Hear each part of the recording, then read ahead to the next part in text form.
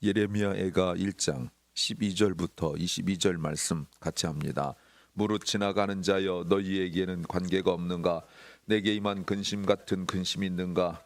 볼지어다 여호와께서 진노하신 날에 나를 괴롭게 하신 것이로다. 위에서부터 나의 골수에 불을 보내어 이기게 하시고 내 앞에 그물을 베푸사 나로 물러가게 하셨으며 종일토록 고적하여 곤비케 하셨도다. 내 죄악의 멍에를 그 손으로 묶고 얽어 내 목에 올리사 내 힘을 피곤케 하셨으며 내가 당할 수 없는 자의 손에 주께서 나를 붙이셨도다. 주께서 내 지경한 모든 용사를 없는 것 같이 여기시고 성회를 모아 내 소년들을 부수시며 처녀 유다를 술틀에 밟으셨도다. 이를 인하여 내가 우니 내 눈에 눈물이 물같이 흐르며 나를 위로하여 내 영을 소성시킬 자가 멀리 떠났음이로다. 원수들이 이김에 내 자녀들이 외롭도다. 지온이 두 손을 폈으나 위로할 자가 없도다. 여호와께서 야곱의 사면에 있는 자를 명하여 야곱의 대적이 되게 하셨으니 예루살렘은 저희 가운데 불결한 자 같도다. 여호와는 의로우시도다. 내가 여호와의 명령을 거역하도다. 너희 모든 백성들아 내 말을 듣고 내 근심을 볼지어다. 나의 처녀와 소년들이 사로잡혀 가도다. 내가 사랑한 남자를 불렀으나 저희가 나를 속였으며 나의 제사장들과 장로들은 소성시킬 식물을 구하다가 성중에서 기절하였도다. 여호와여 돌아보옵소서. 내가 환난 중에서 마음이 괴롭고 마음이 번뇌하오니 나의 패역이 심히 크미니이다. 밖으로는 칼의 살육이 있고 집에는 사망 같은 것이 있나이다. 저희가 나의 탄식을 들었으나 나를 위로한 자가 없고 나의 모든 원수가 나의 재앙을 들었으나 주께서 이렇게 행하심을 기뻐하나이다. 주께서 반포하신 나를 이르게 하신 일이니 저희가 나와 같이 되겠나이다. 저희 모든 악을 주 앞에서 나타내시고 나의 모든 죄악을 인하여 내게 행하신 것 같이 저에게 행하옵소서. 나의 탄식이 많고 나의 마음이 곤비하니이다. 아멘. 예루살렘의 참혹한 모습이 예루살렘 멸망하고 참혹한 모습이 어제 모습이었습니다.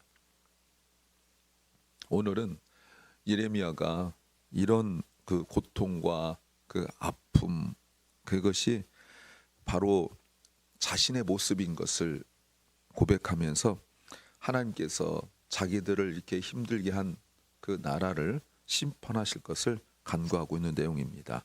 설교 제목은 끝이 오히려 소망이 될 수 있다. 끝이 오히려 소망이 될 수 있다는 제목입니다. 종종 우리가 생각하길 원하고 또 들었던 말들이 끝이 아니라 오히려 소망이 될 수 있는 것은 우리가 믿음 가운데 고백할 수 있는 우리의 고백이라고 말할 수 있습니다. 어떤 거야 될까요? 첫째는 인정할 것은 인정하라는 겁니다. 예루살렘이 멸망당하고 겪게 되는 그 비참함이 어제 본문이었는데 어제 본문에서 보면 죽음이라는 단어가 그 내용이 굉장히 많았고 또 그런 것들을 눈으로 직접 보고 있었어요. 왕궁이 성전이 불타고 또 많은 사람들이 불타고 사로잡혀가고 한 것 속에서 예레미야가 할 수 있었던 것은 기도밖에 없었습니다. 하나님 앞에 나와서 기도밖에 없었어요. 다 불타버리고 다 잡혀간 또 있는 사람들조차 성전을 다 이미 버렸지만 불타고 나니까 아무도 성전을 돌아보지 않는 그런 상황 속에서 그 그림처럼 다 잿더미가 되어지고 다 무너지고 그리고 그 불난 김만 모락모락 나가고 있는 그 상황 속에서 덩그러니 혼자 앉아서 주님을 향하여 부르짖고 있는 예레미야의 모습이죠. 근데 예레미야가 기도하면서 깨닫는 것이 있어요. 그 고백이에요. 그것이 12절부터 19절까지 쭉 보면 한 가지 특징이 있습니다. 주어가 여호와라는 거예요. 12절에서 여호와께서 하면서 19절까지 계속적으로 주어가 여호와라는 것을 발견할 수 있습니다. 12절 보세요. 돌봄을 받지 못했어요. 여호와께서 진노하신 날에 나를 괴롭게 하신 거다. 그게 뭐예요? 지나가는 너희여, 너희는 관계가 없는가? 내게 임한 근심 같은 근심이 있는가? 여호와께서 이런 재앙을 허락하셨기 때문에, 만들어내셨기 때문에 지나가는 사람들이 예전에는 그럴 리가 없는데 나를 그저 아무런 관계가 없는 것처럼 생각하고 있는 거죠. 마치 구레네 시몬이 예수님께서 십자가를 지고 골고다 언덕을 올라가고 있는데 그 어마어마한 일이 일어나고 있는데, 영적으로는 우리 모든 세상죄를 지고 십자가로 골고다 언덕 올라가고 있는 하나님의 어린 양이고, 또 사건적으로도 봐도 그 예루살렘에 있는 사람들이 다 나와서 구경하고 있는 그런 상황인데 구레네 시몬은 아무런 관심도 없이 지나가고 있는 것과 마찬가지예요. 13절 말씀 보십시오. 위에서부터 나의 골수에 불을 보내어 하나님께서 이기게 하시고 내 발 앞에 그물을 베푸사 나로 물러가게 하셨으며 종일토록 고적하고 곤비하고 나밖에 없는 것 같아요. 이런 그 고통, 이 아픔을 여러분 우리가 피할 수 없으면, 이겨낼 수 없으면 제일 좋은 게 뭡니까? 잊어버리는 거죠. 이런 고통을 잊고 싶은데 잊을 수가 없는 거예요. 14절은 고통이 얼마나 큰지 내 죄악의 멍에를 그 손으로 묶고 얽어 내 목에 올려서 내 힘으로 피곤케 하고 내가 당할 수 없는 자의 손에 주께서 나를 붙이셨어요. 고통의 무게가 얼마나 무거운지 나를 짓누르고 있어요. 또 15절 주께서 이 내 지경한 모든 용사를 없는 것 같이 여겼다. 이 수많은 군인들이 있는데 싸울 수 없도록 손발을 꽁꽁 묶어버리는, 그리고 싸울 의지가 없게 만들어버리고 성회에 모아 내 소년들을 부수시며 처녀 유다를 술틀에 밟으셨도다. 완전히 다음 세대가 소망이 없을 정도로 하나님께서 다 짓밟아버리고 말았어요. 소망이 없는 거죠. 그래도 어른 세대는 붙잡혀가고 죽어도 다음 세대가 남으면 그래도 어떤 소망을 품을 수가 있는데 하나님이 이렇게 다 없애버리셨는가. 16절 이를 인하여 내가 우니 내 눈에 눈물이 물같이 흐르며 나를 위로하여 내 영을 소성시킬 자가 멀리 떠나. 나를 위로하여 내 영을 소성시킬 자가 누굽니까? 우리 자녀 세대예요. 내가 그래도 이 슬픔과 고통 속에서 이겨낼 수 있는 힘이 무엇이냐면 내 내적 힘이 아니거든요. 내 자식 보고 부모가 일어설 수 있는 거잖아요. 그런데 지금 자녀들이 다 붙잡혀가고 그랬어요. 아무것도 할 수가 없어요. 내 자녀들이 외롭게 되어버렸어요. 17절 시온에 두 손을 폈으나 위로할 자가 없다. 그렇죠. 아까도 그랬죠. 지금 계속적으로 외로움을 이야기하고 있어요. 여호와께서 야곱 사면에 있는 자를 명하여 야곱의 대적이 되게 하셨으니 예루살렘은 저희 가운데 불결한 자처럼 완전히 무시당하고 있다는 거예요. 18절 여호와는 의로우시도다. 내가 여호와의 명령을 거역하도다. 너희 모든 백성들 내 말을 듣고 근심을 볼지어다. 그 다음 보세요. 나의 처녀와 소년들이 사로잡혀가도다. 젊은이들이 소망을 다 끊어졌죠. 젊은이들이 사로잡혀가면 내일에 대한 소망은 없어요. 19절 내가 내 사랑하는 자를 불렀으나 저희가 나를 속였으며 나의 제사장들과 장로들은 소성시킬 식물을 구하다가 성중에서 기절하였도다. 내 사랑하는 자는 주변 나라를 말하는 거예요. 주변 나라들이 그래도 시드기야 왕과 함께 한번 바벨론 저항해 보겠다고 모였던 나라들이 있었는데 내가 정말 힘들 때가 되어지니까 모두 고개를 돌려버리고 말았어요. 제사장들과 그리고 백성의 지도자들이 거짓 선자의 말에 속아가지고 겨우겨우 살아났지만 먹을 것이 없어 굶어 죽어가고 있는데 예레미야가 깨달은 것이 무엇입니까? 12절부터 19절까지 주어가 하나님이라는 거예요. 하나님께서 주신 고난이라는 거예요. 내가 너무 지금 고통 속에 있어서 고통만 바라보고 왜 이렇게 내가 힘든가 라고 하고 어제 본문에서 예레미야가 기도하기 시작했잖아요. 기도하면서 깨달았는데 내가 지금 겪는 이 아픔, 마치 사람 때문에 바벨론을 사람으로 본다면 사람 때문에 겪는 아픔이라고 생각했는데 이 아픔이 다른 사람이 아닌 다른 누구도 아닌 하나님께서 이 일을 하셨다는 거예요. 그래서 우리가 할 수 있는 고백은 무엇입니까? 18절이죠. 여호와는 의로우시다. 이것밖에 할 수 없어요. 내가 지금 겪고 있는 이 일에 내가 당한 일 때문에 불평하고 힘들어하고 있지만 결국 이 모든 것이 하나님께서 하셨다는 것. 요 근래 하나님이 하셨다, 이것을 다 좋은 일만 이야기하고 있는데 하나님이 하셨다는 거예요. 이 상황 속에서 내가 문제를 분석하고 내가 이해가 되어지고 왜 나는 이렇게 힘든가 해서 원망이 되어지고 하는 것들이 아니라 바로 여호와께서 하신 일이에요. 나는요, 18절 하반절에 나는 여호와의 명령을 거역했다라고 말하고 있습니다. 이 인정할 건 인정해야 돼요. 두 번째는 바로바로 해결하라는 겁니다. 예루살렘이 겪고 있는 그 어려움 속에서 예레미야가 지금 고백하고 있는, 깨닫고 있는 그 가장 큰 특징이 무엇이냐면 오늘 12절, 16절, 17절, 19절, 21절 그리고 어제 본문 2절과 9절에서 반복적으로 나오고 있는데 누구도 그들을 도울 수 없다는 거예요.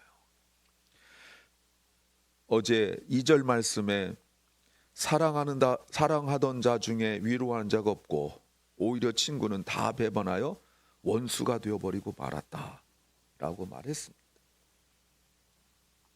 9절 말씀에도 놀랍게 낮아져도 위로할 자가 없다. 12절 아까 다 읽어드렸죠. 12절에서도 보면 다 멀뚱멀뚱 쳐다만 보고 있고, 예전에는 그럴 리 없잖아요. 욥도 고통 속에서 무슨 말 했습니까? 예전 같으면 감히 나의 얼굴도 쳐다보지 못할 자들이 와서 침을 뱉고 나를 무시한다, 이런 말을 했었어요. 이 상황 속에서 지금 고통, 눈앞에 있는 그 고통도 힘들지만 예레미야가 힘든 게 무엇입니까? 외로움이에요. 아까 말씀드렸지만 처음부터 그랬던 건 아니에요. 어제 본문에서도 당장 여러분 1절이 슬프다, 그 다음에 이성이요 본래는 거민이 많았는데 라고 말하면서 얼마나 좋았었는지를 이야기했어요. 근데 지금은 아무도 없어요. 내가 강할 때 사람들이 그렇게 내 주변에 많았는데 내가 망하고 나니까 사람들이 고개를 돌려요. 누가복음 15장에 그 둘째 아들이 돈 다 떨어지고 흉년 들고 나니까 돼지가 먹을 쥐염 열매조차도 사람들이 주지 않는 것처럼 말이죠. 여러분, 이게 사람의 본성이에요. 여러분, 내가 힘들고 나니까 사람을 알아가는 거예요. 이걸 몰랐어요. 이스라엘의 지도자들이 바보같이 이걸 몰랐어요. 내가 뭔가 있을 때는 애굽이 도와준다고 그러고 주변 나라들이 한번 싸워보자 그러니까 같이 싸운다고 그러고 이랬는데, 내가 정말 도움이 필요할 때 되니까 애굽도 고개 돌리고, 그리고 주변 나라들은 마치 남처럼 강 건너 불 구경하듯이 멀뚱멀뚱 쳐다만 보고 있는 거예요. 그래서 지금 본문에서 어제도 계속 말하고 있는 것이 무엇입니까? 하나님을 신뢰하고 하나님께 붙어 있어야 되는데 말이죠. 신실하신 하나님께 붙어 있어야 되는데 뭘 깨달아요? 하나님은 내 상태에 따라 반응이 달라지지 않는다는 거예요. 여러분, 그 크리스찬 리더십에 갈등이라는 게 나옵니다. 갈등에서 사람에게 실망할수록 그리스도인들은 그렇게 배반하지 않고 언제나 내가 잘 될 때나 힘들 때나 언제나 나와 함께 하시는, 오히려 내가 잘 될 때는 나에 의하여 무시당하고 외면당했던 그 하나님이 내가 힘들 때 나를 도와줄 것 같은 사람들이 도와주지 않게 되어지고 내가 아무것도 할 수 없고 누구도 나의 힘이 되지 못한다고 할 때 그때 하나님을 의지한다는 것이 크리스찬 리더십의 매우 중요한 내용 중에 하나예요. 오늘 지금 예레미야가 그 얘기를 하고 있는 겁니다. 그런데 한 가지 알아야 돼요. 뭘 알아야 됩니까?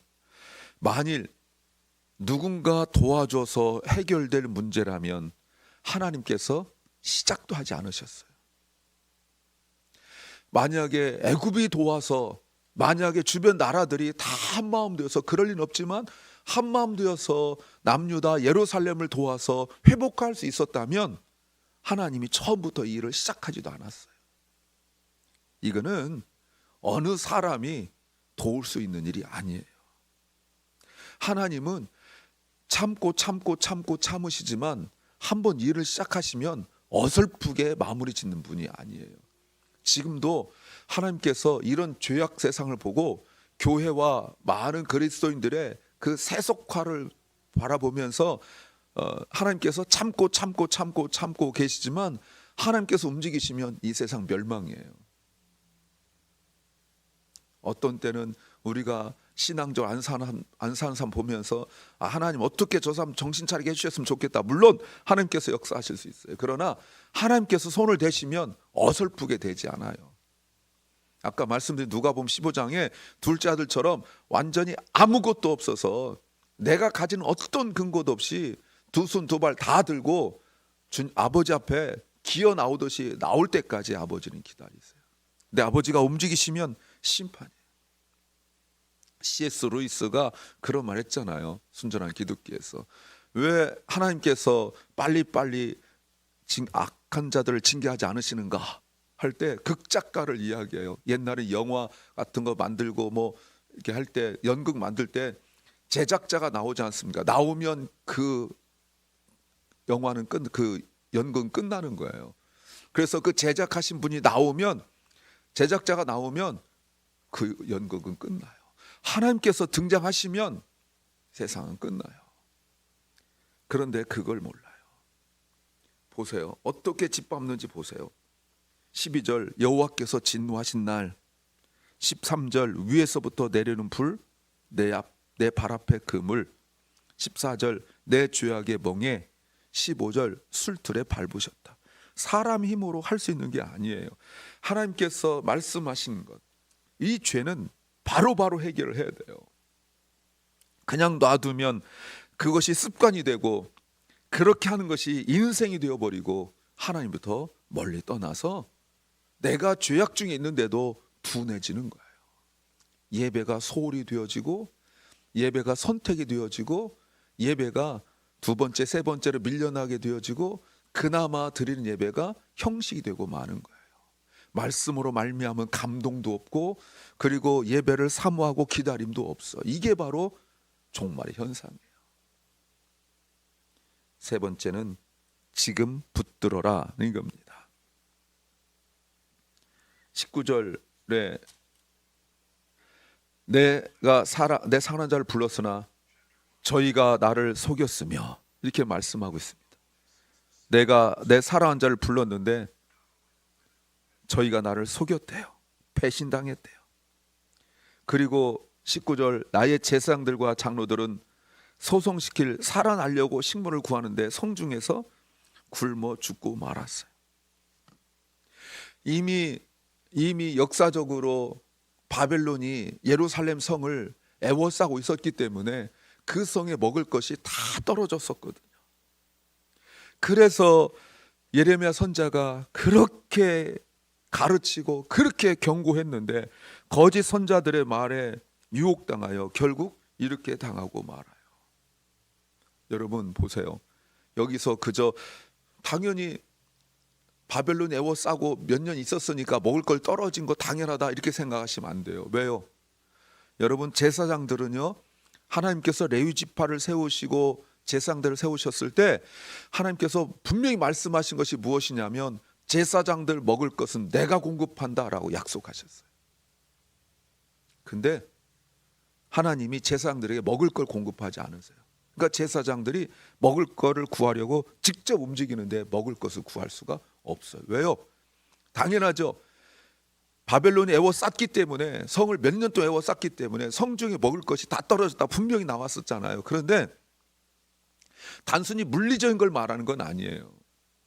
영적인 걸 말하는 거예요. 무너진 예배, 제사장들이 하나님 앞에 온전하지 못하기 때문에 공급하지 아니하시니까 먹을 걸 구하러 나가면 누구한테 나가겠습니까? 사람들에게 나갈 수밖에 없는데 이 사람들 누구예요? 이미 예배가 무너진 사람들이에요. 하나님 우선으로 안 사는 사람들이에요.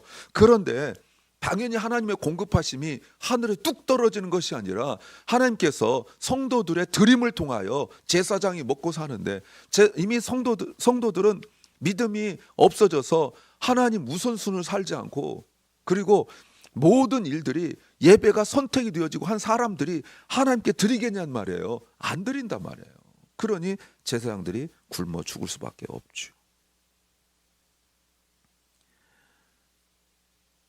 지금 능력 있는 용사들도 아무것도 못해요. 15절 말씀에서 주께서 내 지경 안에 있는 모든 용사들, 전쟁 용사들이죠, 능력 있는 사람이라는 거예요. 힘없는 사람에게만 고난이 있는 것 아니에요. 능력 있는데, 실력 있는데도 그래요. 착각하지 말라는 거예요. 무슨 말입니까? 용사라고 내가 나는 괜찮겠지 착각하지 말라는 거예요. 예외가 없어요. 내가 가진 재산, 내가 가진 소유, 내가 가진 어떤 능력으로도 하나님께서 하시는 일을 막을 수 없어요. 내가 그동안 용사가 되기 위하여, 내가 그동안 돈 좀 벌어보기 위하여, 내가 그동안 여러 가지 내 삶을 살려고 예배가 이렇게 미뤄졌는데, 그동안 사실 여러분 예배 한번 빠지고 그동안 하나님께 드릴 거 드리지 않으면 하나님께서 혼내시고 막 정말 종아리를 때리시고 이랬더라면 정신 차렸을 텐데, 하나님께서 참다가 D-Day, Decision Day, 하나님께서 그날 딱 오고 나니까 그동안 소홀히 했던 말씀 읽기, 소홀히 했던 기도, 소홀히 했던 예배가 여러분 새삼스럽게 할 수도 없고 생각도 안 나는 거예요. 여러분 속담에 고기도 먹어본 사람이 있고 먹어본다고, 예배도 드리던 사람이 드리는 거고 기도도 하던 사람이 하는 거예요. 근데 이게 미루고 나니까 하나님께서 징계하는데, 보세요 여러분, 기도했던 사람 아무도 없잖아요. 요 모양 요 지경이 됐는데 예레미야 외에는 기도한 사람이 아무도 없잖아요. 내 신앙이 약화되어지고 둔해지고 있는데, 내가 이거 벌겠다고 믿음이 흔들렸는데, 이거 벌었는데 여러분 심판이 나으니까 아무런 소용도 없어요. 야고보서 5장 3절 말씀에 1절부터 부한 자들아, 야고보서 5장 1절부터 하나님께서 부한 자들아, 신앙생활 하면서도 물질에 관심을 두고 물질만 모으려는 자들아, 나 외에 다른 것에 관심 있는 자들아 하면서 하나님께서 심판하시는데, 야고보서 5장 3절 말씀에 뭐라고 말씀하십니까? 금과 은이 녹슬었다고 말씀하세요. 여러분 금과 은은 녹슬 수가 없어요. 하나님께서 막아버리시는 거예요. 돈 있는데 사용할 수가 없어요. 여러분 바벨론 군대가 에워쌌는데 내가 그 건물이 몇백 채 있었는데 무슨 소용이 있고, 내가 어마어마한 땅들에서 무슨 소용이 있고, 내가 금고에 돈을 잔뜩 쌓아놨는데 무슨 소용이 있어요. 배고파 죽게 생겼는데. 결국 보세요, 용사들이 배고파 죽는다니까 여러분. 아무 소용없어요. 여러분 그래서 예레미야가 하나님께 매어 달리는 거예요. 20절, 여호와여 돌아보시옵소서. 내가 환난 중에 마음이 괴롭고 마음이 번뇌하여 나의 패역이 심히, 무슨 예레미야가 패역이 있어요. 다른 사람 패역이. 근데 이 고통이 내 것이 된 거예요. 밖에서는 칼에 살려 있고 집에는 사망이 있고, 저희가 나의 탄식을 들었으나 나를 위로할 자가 없고, 나의 원수가 나의 재앙을 들었으나 주께서 이렇게 행하심을 기뻐하나이다. 주께서 반포하신 날이 이르게 하시리니 저희가 나와 같이 되길 원합니다. 그리고 하는 말이 그거예요. 하나님, 저들에게 악을 갚아주십시오. 내가 당한 것처럼 저들도 당하게 해주세요. 나의 탄식이 많고 나의 마음이 곤비합니다. 이게 유일한 소망이에요. 사람의 힘으로 감당할 수 없기 때문에, 몸부림쳐도 되지 않기 때문에 예레미야가 정확하게 깨달았어요. 그래서 하나님께 나가서 기도하는 거예요. 어제도 오늘도 기도로 마쳐요. 사랑하는 여러분, 지금 이런 모든 상황들 속에서 20절, 창자가 뒤틀리듯 아프다고 말하고 있습니다. 너무너무 아파하고 있어요. 그리고 하나님께 기도하는 거예요. 지금이 중요한 거예요. 지금 하나님 앞에 나가서 기도해야 돼요. 그때 끝이 아니라 하나님께서 역사하시면 새로운 소망을 주신다는 것 깨닫기 바랍니다. 기도합니다. 주님, 모든 것이 끝난 것 같은 상황 속에서 우리가 그 상황 속에 절망하고 낙심하고 슬퍼만 하지 말게 하시고 유일한 소망 되신 하나님께 나오게 하옵소서. 바로 지금 그런 심판이 임하기 전 지금이 바로 우리가 회복될 수 있는 좋은 기회인 줄 믿습니다. 내일로 미루지 말게 하시고 오늘 주님 앞에 나오게 하옵소서. 기도의 자리가 점점 비어져 가고 있는 상황들 속에서 주님 불쌍히 여겨 주시옵소서. 사랑 결란고리 자녀들이 예배 자리 있게 하여 주시옵소서. 또 병중에 있는 연약한 성도들이 예배 자리를 사모하게 하여 주시옵소서. 오늘 말씀을 정직하게 진실하게 읽게 하여 주시옵소서. 오늘 하루가 모든 것 하나님 우선이라는 것을 깨닫고 고백하게 하여 주시옵소서. 예수님 이름으로 기도하옵나이다. 아멘. 하늘에 계신 우리 아버지여, 이름이 거룩히 여김을 받으시오며 나라 임하옵시며 뜻이 하늘에서 이룬 것 같이 땅에서도 이루어지이다. 오늘날 우리에게 일용할 양식을 주옵시고 우리가 우리에게 죄 지은 자를 사하여 준 것 같이 우리 죄를 사하여 주옵시고 우리를 시험에 들게 하지 마옵시고 다만 악에서 구하옵소서. 대개 나라와 권세와 영광이 아버지께 영원히 싸움나이다. 아멘.